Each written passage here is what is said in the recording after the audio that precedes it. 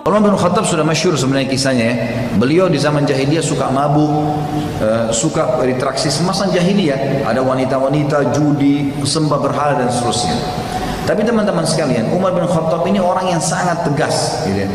Pada saat dia sudah taubat kepada Allah Subhanahu wa taala, maka dia orang yang paling tegas terhadap orang kafir. Kemudian juga dia orang yang menjadi penyebab turunnya ayat khamar. Dia menjadi penyebab turunnya ayat tentang masalah ya, masalah hijab. Di antaranya misal, waktu ada 60 tawanan Badr ditawan oleh Nabi SAW. Waktu perang Badr tahun 2 Hijriah, Nabi SAW menang dengan para sahabat. Ada 60 tawanan Badr. Nabi SAW sempat musyawarah dengan beberapa sahabat. Kita apakan nih 60 tawanan Badr nih? Ditanya Abu Bakar ya Rasulullah, kita kasihan, ini keluarga kita juga, biarin aja mereka kita bebasin, tunjukkan kepada orang kafir kalau kita tuh baik.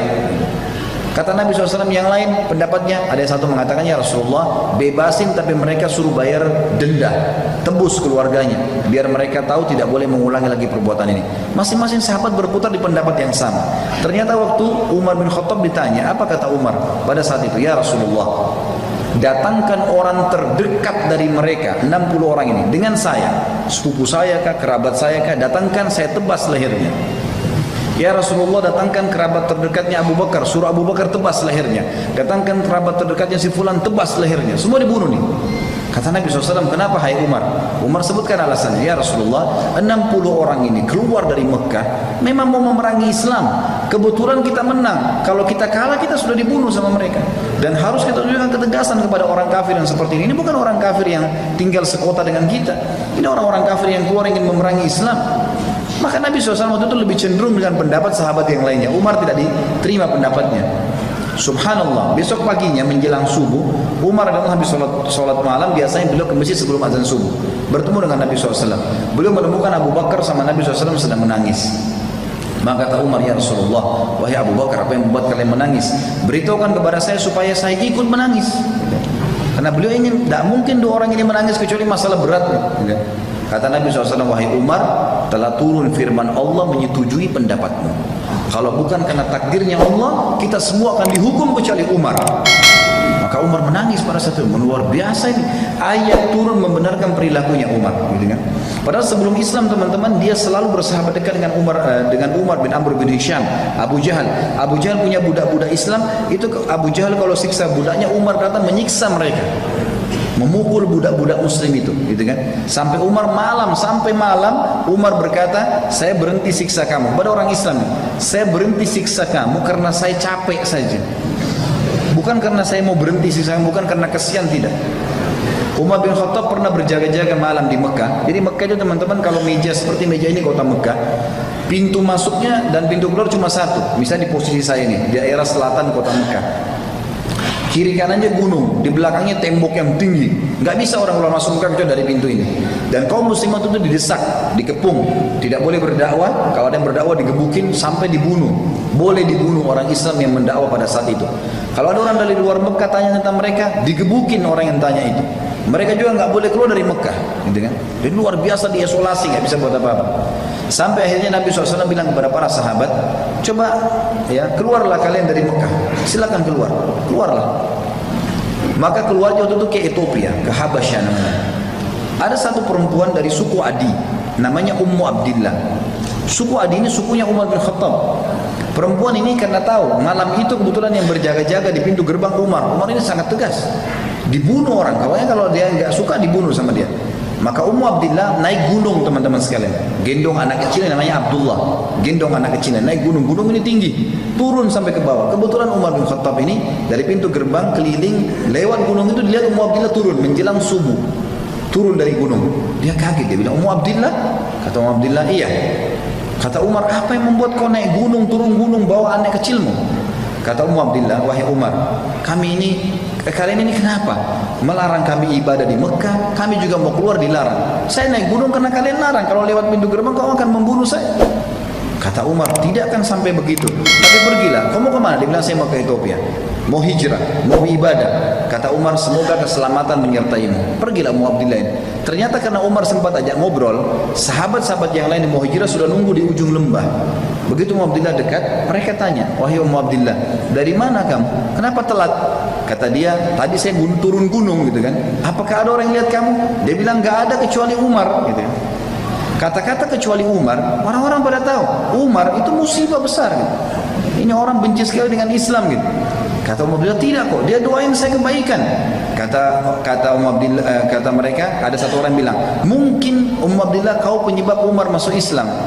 Sahabat-sahabat serentak bilang, kalau Umar syahadat, juga pasti unta bisa syahadat. Jadi saking mustahilnya, nggak mungkin gitu loh. Dia masuk Islam itu mustahil. Gitu. Apa yang terjadi teman-teman sekalian? Waktu Umar syahadat, dia masuk mau syahadat tersentuh hatinya baca ayat pertama sampai ayat 8 surah Thaha. Lalu dia masuk dengan baju perangnya, Nabi SAW pegang pundaknya disentak. Lalu dia turun ke bawah, duduk di lantai. Lalu kata Nabi, wahai Ibnu Khattab, belum tiba saatnya kau ucapkan syahadat, beriman kepada Allah dan Rasulnya. Umar diam.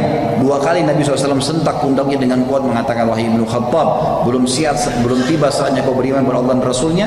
Sampai akhirnya Umar mengucapkan syahadat. Itu dia syahadat satu Darul Arqam, itu tempat dakwanya Nabi bertakbir sampai terdengar dekat Ka'bah. Waktu itu Umar bin Khattab duduk cerita dengan Nabi SAW, ya Rasulullah, Islam itu apa, dijelasin semua. Selesai belajar, baru berapa menit belajar, kata Umar pertama apa? Ya Rasulullah, yang anda sampaikan ini benar, betul begitu? Dia bilang iya. Orang-orang Quraisy sembah berhala, salah kan? Salah. Kenapa kita di sini ya Rasulullah? Kita keluar perangi aja. Baru masuk Islam, dia sudah mau perangi orang-orang Quraisy. Nabi bilang, belum saatnya hai Umar. Lihat bagaimana orang yang taubat ya. Dia tahu dulu salah, sekarang ini sudah benar. Dia mempertahankan kebenaran. Padahal dulu buruk sekali. Benci Islam, sekarang perjuangkan Islam. Kata Umar, dia penasaran. Dia bilang sama orang-orang di situ, siapa di antara orang-orang Quraisy yang paling benci kalian, umat Islam, selain saya? Umar tahu dulu dia sangat benci dengan Islam. Kata para sahabat, temanmu Umar bin Amr bin Hisham, Abu Jahal gitu kan. Umar pergi ke rumahnya, ketuk rumahnya. Wahai Abu Hakam, dipanggil Abu Hakam, diketuk rumahnya. Lalu dibuka. Pas Abu Jahal buka, lihat Umar mau dipeluk, teman dekatnya. Kata Umar, sebentar dulu, kau udah tahu belum informasi? Gitu. Kata Abu Jahal, apa informasinya? Langsung Umar bilang, asyhadu an la ilaha illallah wa anna Muhammad Rasulullah. Syahadat depan temannya. Dan Abu Jahal tahu betul ini orang benci sekali dengan Islam. Abu Jahal tidak bisa berapa, kaget, dibanting pintu, dia cuma mengatakan, tabbanlah, kecelakaan buat kamu. Umar balik lagi ke Darul Arqam, tanya lagi sahabat, siapa orang yang tidak bisa simpan rahasia dari Quraisy? Jadi ini kalau kita sekarang media, gitu kan, ini ahli gosip. Maka kata mereka, ya, Jamil bin Muammir. Kata Umar, di mana dia? Dekat Ka'bah. Abdullah bin Umar meriwayatkan kisah anaknya Umar bin Khattab radhiyallahu anhu datang mengatakan, saya ikuti ayah saya, dia duduk di sebelahnya Jamil. Lalu Umar berkata, wahai Jamil, kau udah tahu belum informasi baru? Kata Jamil, apa itu? Dia bilang, asyhadu an la ilaha illallah wa anna Muhammad Rasulullah. Begitu Umar mengucapkan, kata Abdullah bin Umar, anaknya Umar meriwayatkan, Jamil demi Allah tidak lihat wajah ayah saya berdiri lalu naik di atas sebuah batu teriak, Umar telah murtad. Satu Mekah datangi Umar, anak-anak muda di situ. Wahai Umar, apa benar kau murtad? Kata Umar, tidak. Tapi asyhadu an la ilaha illallah wa anna Muhammad Rasulullah. Syahadat. Ya, dengan maka mereka mengeroyoki Umar dari pagi sampai maghrib. Ya.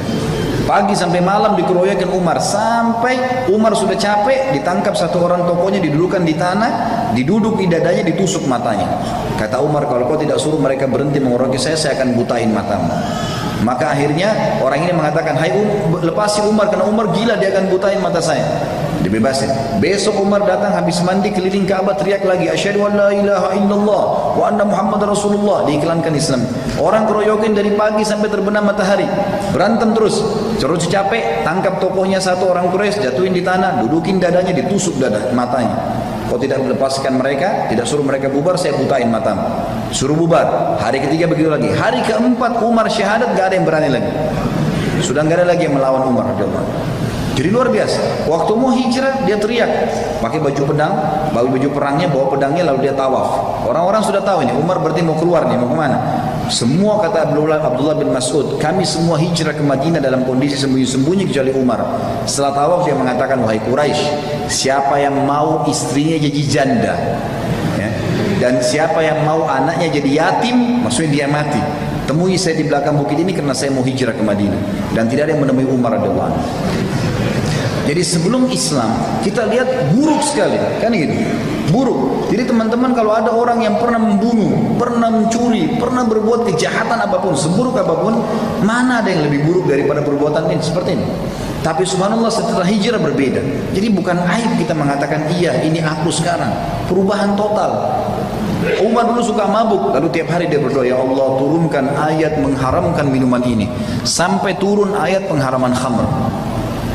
Juga hijab, kata Nabi SAW, kata Umar kepada Nabi SAW, ya Rasulullah, di rumah anda sering bolak-balik laki-laki datang bertanya, gitu kan, bertamu bertanya. Kalau seandainya anda turunkan hijab antara anda dengan istri anda dengan tamu-tamu itu, maka turun ayat hijab membahas masalah itu, ayat tentang jilbab, dan ada 13 kurang lebih ayat-ayat Al-Quran semuanya turun karena Umar radhiyallahu anhu. Dan beliau teman-teman sekalian sangat terkenal selain kekuatan imannya juga nasihat-nasihatnya. Contoh, Umar salah satu nasihat yang sangat menyentuh kalau misalnya membahas masalah taubat, dia bilang, jika engkau ingin mencelah, dia bilang setelah dia taubat dia membahasakan ini, jika engkau ingin mencelah pada seseorang, jika engkau menemukan celah pada seseorang dan engkau hendak mencacinya, maka cacilah dirimu dulu karena celahmu lebih banyak darinya.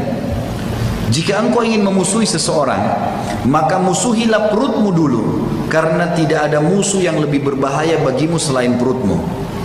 Jika engkau ingin memuji seseorang, maka pujilah Allah, karena tidak ada seseorang yang lebih dalam memberi ya kepadamu dan lebih lembut dan santun padamu selain Allah. Jika engkau ingin meninggalkan sesuatu, maka tinggalkanlah kesenangan dunia, karena bila engkau meninggalkannya maka engkau akan terpuji. Bila engkau mau bersiap-siap untuk sesuatu, maka bersiap-siaplah untuk mati, karena jika engkau tidak bersiap untuk mati, engkau akan menderita, rugi dan juga penuh dengan penyesalan. Bila engkau ingin menuntut sesuatu, maka tuntutlah akhirat, karena engkau tidak akan memperolehnya kecuali engkau mengejarnya. Ini kurang lebih masuk Islamnya Umar dan bagaimana kiprahnya.